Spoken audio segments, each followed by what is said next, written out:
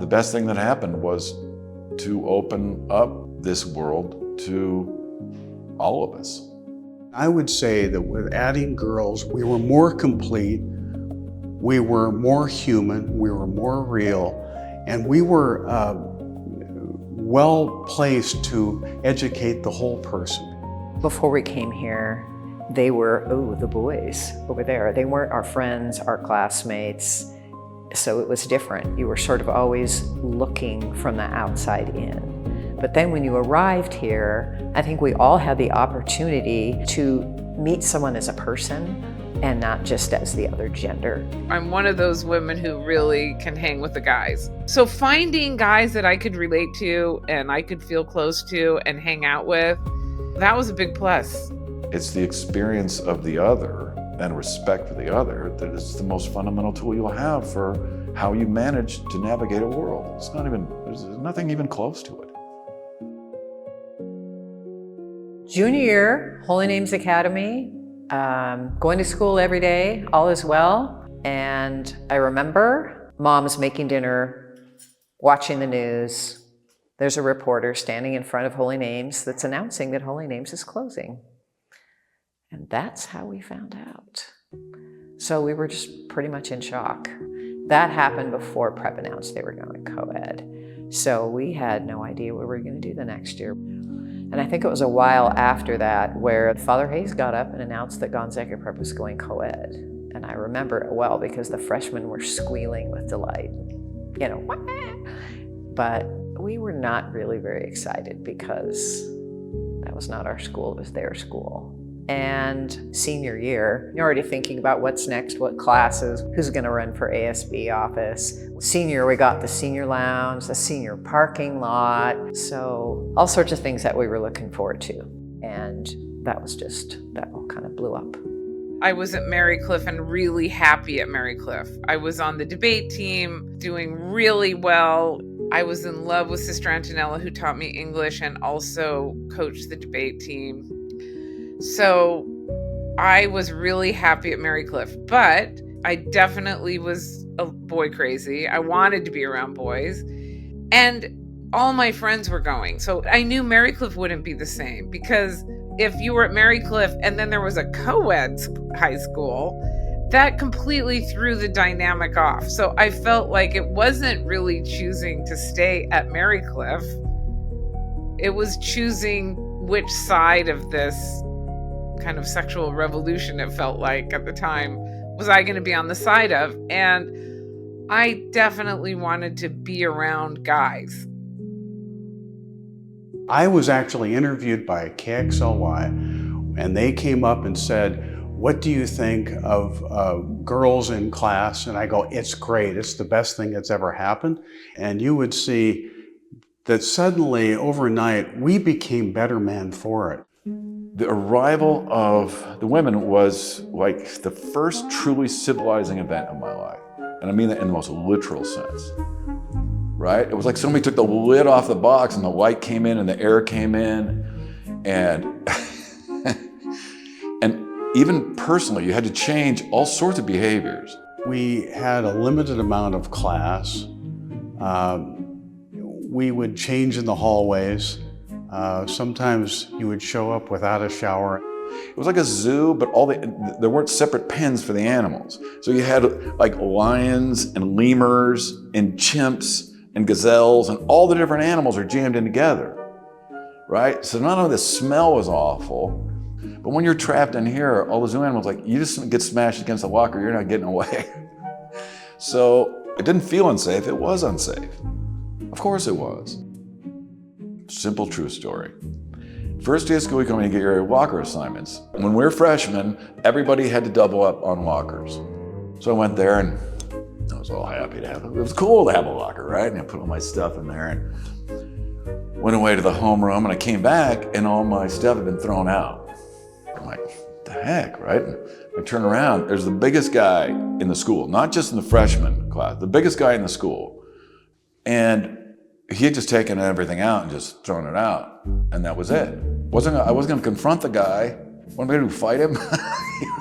He could have thrown me with one hand, right? I just picked up my books and walked away, and then had to ask friends, can I put some stuff in your locker? That was the world. What am I gonna do, tell on the guy? This guy wasn't having it, and no one was gonna tell him no. I'm not gonna rat this guy out, I'll get slaughtered. That was just the world. And so, was this a uniquely, potentially intimidating environment? Yeah, it was in its way. And frankly, I don't think it was healthy. My junior year at Holy Names, I came up to Gonzaga Prep for chemistry class every day, which was very appealing to me. I love math and science, so there were about 10 of us that came up here. We carpooled every day and drove up here with our little Holy Names uniforms and walked down the halls and got catcalled and woohoo and pinched now and then. But I loved the class. It was very challenging. It was great. So I really loved that. I did notice a change in that when prep went co-ed, that did not happen, because I think when you're the king of the kingdom, but now you're not. Now you have to share it, so you have to behave. But we didn't have any relative perspective of how they behaved before, other than that one example. One of the biggest traumas was going from a uniform to wearing clothes every day, because the whole idea of having to get up and head to toe figure out what you're going to wear every day is a very traumatic thing when you're suddenly being thrown into a whole high school of boys that you would like them to look at you, and you have a limited means and you only have this much, and you got to figure out 5 outfits and they got to seem different. They told us we could wear our Holy Name uniforms, but I certainly wasn't showing up in this. Or we could wear black pants or skirt, or navy blue pants and a skirt and a nice top. No tank tops, no t-shirts with things on them. Figuring out makeup or how I was doing my hair. And I just remember it really added like an extra half an hour before school every day. Because now there was this other thing that you had to look cute. And so, but also it was exciting. So I remember that first day in my junior year, I'm in pre-calc class. I look over, there's women here, but then I look around at some of the guys, and I look over, and here's a guy, Mark Stylen. He's got suddenly windblown hair. He's got kind of a tan glow about him. He's got a silky shirt that was something you might see on a disco. He had these European tailored pants, and then 4-foot or 5-foot platform shoes. And then I remember looking at him, I go, what's that around your neck? He goes, well, they're puka shells. So I went home that night, I go, Mom, I'm a little out of position here. They're the likes of Mark Stylen. We've got to raise the game here. But I could never make it up to the Mark Stylen. You never thought about whether your laundry, or you never thought about grooming or anything like that. You're showing up with 400 other dudes. It made no difference, right? But having the girls here was like having a mirror held up to you every moment. I actually remember what I wore. I bought myself what I thought was the coolest leather jacket you could possibly imagine. And I'd saved up. I had a killer pair of Bostonian boutique platform shoes and the leather jacket. With the tight waist trim on the jacket, it just rocked. So I got back, and first day of school, I'm all rocked out. But before I can even get into school, Rick Reed comes out and goes, "Hey, Hollywood." Just called me out like an asshole. I was just absolutely humiliated and floored, but I thought, wow, I spent a fortune on this jacket. I'm gonna rock this jacket. I was trying to pull it together, right, to make an impression. I was into overalls. I must have looked terrible. I experimented with hats. And I just remember the tight jeans that are bell bottoms, which, by the way, I'm wearing right now. My style has not changed. I think it was easier for the guys. We are in a system, we're in the building we've always been in. I think it was tougher for the girls, but I also just want to say they assimilated very quickly, and suddenly you're in a class when you realize there's more competition, very smart people, and it helped us all out. I definitely feel like I came out of Gonzaga Prep a better person than when I came in, and because of the opportunity, academically, I thought it was more academically rigorous. I took calculus, I took physics. I took advanced chemistry, electronics, just all of those classes. But reflecting back, I had a number of classmates who, when I called them to talk about it, like to get some stories, who said, I didn't really have a great experience there. For one thing, at Mary Cliff, I was considered smart. And I remember I had gotten all A's in geometry. And when I went to prep and I met with somebody about what I would take, they said, you probably won't need math. So they didn't sign me up for any more math. I never had any more math after that. Now, that's not really their fault. I should have said, I want to take more math. But the problem was I didn't really want to take more math. But if I had been at Mary Cliff, they would have insisted. We completely accepted the paradigm. And I feel sad that I wasn't a maverick in trying to make those changes or seeing it or count. Like, I wish I had been a high school student and said, wait a minute, why aren't the girls this and that? But I just truly accepted that this is how it went. It was hard for people to find their place. There weren't a lot of clubs for girls or any opportunities for things. Most of it was, involved around boys.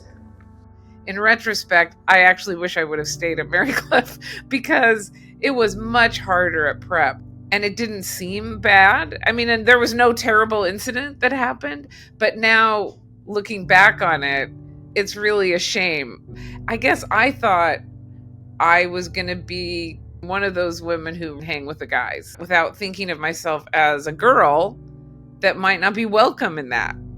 So that didn't even occur to me until I got to prep that a lot of people didn't want girls there. A lot of priests didn't want girls there. A lot of the guys didn't want girls there.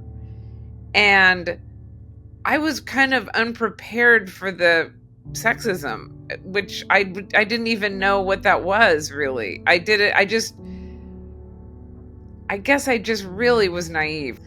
And when I think of it negatively, when I look back, and I feel bad to even say that because I did have so many good experiences. Like, I was somebody who really did make friends with guys, deep friendships with guys. And Mark Stylen and Mike Riley were two of those guys. Some of my greatest friendships, still to this day, were predicated on that change of culture. And Julie and I were great friends. Now, in the 70s, you didn't get foreign films. It didn't occur. There was no way to see them. And so she's the one that introduced me. She was constantly the most curious person I ever knew. I mean, I do what I do now in a large part because of the influence intellectually of some of the women that came here. Mark Stylen and I just immediately loved each other. Not in a romantic way. We were always just friends, but we immediately recognized in each other a kind of similar sensibility. We wanted to see the foreign films. We wanted to see interesting, cool things. And Mike Riley, he and his debate partner, Tim Thompson, are two of the best guys I met there. I love Mike Riley, love him. So both of them really decent, wonderful guys. But it was difficult because, like at Mary Cliff, I really did well on the debate team. I had won a lot of trophies with my partner and a lot of other trophies for individual events. And then when I got to prep, I joined the debate team and every guy was too embarrassed to be my partner. And finally they cajoled this guy, Doug. And he wasn't a bad guy, but he clearly didn't want to be my partner. And he wasn't that into it. And that was a real tragedy when I look back on it. I think if I'd stayed at Mary Cliff, I would have probably gone to law school because I like arguing just for the fun of argument. And yet I feel like the guys were kind of threatened by that. And I wasn't cute enough really to flirt with. And I wasn't dominating enough to make myself known. And then because of that, because I wasn't doing debate really, I got involved in the drama department, which was fantastic. Jack Delahanty ran the drama department. And of course, in a way, Jack Delahanty makes up for all of it because he looked at you, he saw you, he made me understand how to feel comfortable on stage. I feel like I could cry now. Like, I wanted to play Juliet in Romeo and Juliet. After all, my name is almost Juliet. And he was like, no, no, no, you're the nurse. You're the nurse. And of course, I'm the nurse. And I got so many laughs. The nurse has all the funny lines. And I didn't know that I was even that funny until I came out as the nurse. And there was no drama department at Marycliff.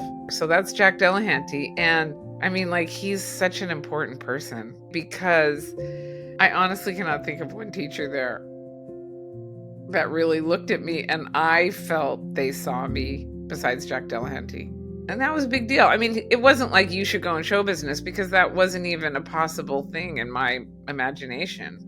But he made me feel like I was worthy of being on the stage and I could make people laugh. And without that, I don't know if I ever would have tried to be an actress.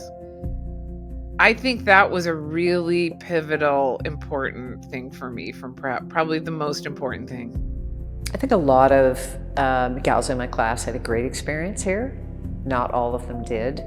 But reflecting back after 50 years, I think what I've come to appreciate over the years, over the 50 years, and in talking to friends of mine who said I didn't have a great experience, was that it was a very brave thing for all those girls to do. I think there wasn't a lot of preparation put in on how do we make it their school? How do we come together? How do we make sure there are opportunities? Back then, equal opportunities wasn't necessarily a thing, but what opportunities are there? Because there was so much time and effort spent on how are we going to add that many students to this school all at once. The challenges of classroom space, of numbers of teachers, of classes that you are going to offer, bathrooms, sports. You have to hire how many new coaches, buy how many new uniforms. We don't have a locker room. We don't have practice space. What was all that going to look like? So thinking about being in administration, what's the most important piece? It's probably got to be on the academics. So I think it took a while for some understanding to happen, some understanding of their traditions that we were coming into, things they'd waited 4 years to do that we had as well, but we didn't get ours. But look what we started. What I tell people is you were really brave, and you came and you started something new that has thrived. And when you look now at amazing women who have graduated from here and things that they have gone on to do because the opportunities they've had here is really remarkable. And and the girls that came in that year did impact Gonzaga Prep that year, which impacted the next year and the next year and the next year, and launch it to the future. We were part of the greatness that it is today because we came.